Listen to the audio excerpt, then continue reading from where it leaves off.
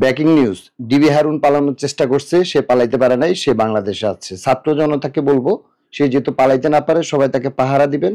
এই ডিবি হারুন বাংলাদেশ থেকে যেহেতু পালাইতে না পারে, কারণ তার কারণে যারা সৎ, যারা নিষ্ঠার সাথে পুলিশে চাকরি করছে তাদের একটা বড় ধরনের একটা বদনাম হয়েছে। এই ডিবি হারুনকে কোনো প্রকারে বাংলাদেশ থেকে সে যেহেতু ধাইতে না পারে, এতগুলা ছাত্র হত্যা হওয়ার কারণ হলো যে এই ডিবি হারুন।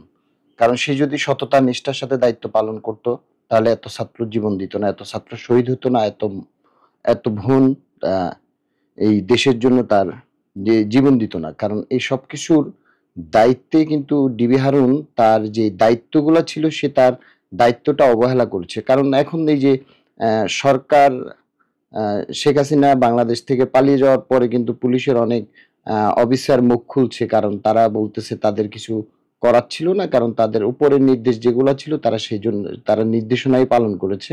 এটা আসলে সত্য, কারণ এই সমস্ত কিছু অফিসার, এই সমস্ত কিছু কোলাঙ্গারের জন্য বাংলাদেশের পুলিশ বাহিনীর বদনাম। তো আসলে বাংলাদেশের সকল পুলিশ তো আর খারাপ না, কিছু পুলিশের কারণে পুরো ডিপার্টমেন্টের বদনাম হয়। তো ছাত্র জনতা এবং মেহনতি শ্রমিক জনতা যারা আছেন সবাইকে বলবো, ডিবি হারুন যদি কেউর সামনে পড়ে তাকে ধরিয়ে দিন। সে কিন্তু দেশ ত্যাগ করার চেষ্টা করছে, সে কোনো প্রকারে যেহেতু যাইতে না পারে। এবং যারা আমাদের বর্ডার গার্ড, বিজিবি যারা আছে তাদের উদ্দেশ্যে বলবো, আপনারা একটু চোখ কান খোলা রাখবেন।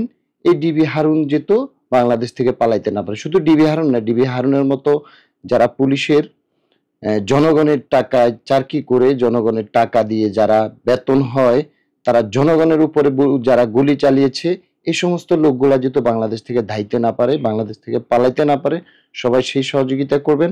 আর যারা আমার ভিডিওটা দেখছেন সবাইকে বলবো, সবাই ভিডিওটা শেয়ার করে দিবেন। কারণ ডিবি হারুন বাংলাদেশ থেকে পালানোর জন্য অনেক চেষ্টা করতেছে, কিন্তু সে পারছে না। তো সবাই ভালো থাকবেন, সুস্থ থাকবেন, আর ভিডিওটা শেয়ার করে দিবেন। আসসালামু আলাইকুম।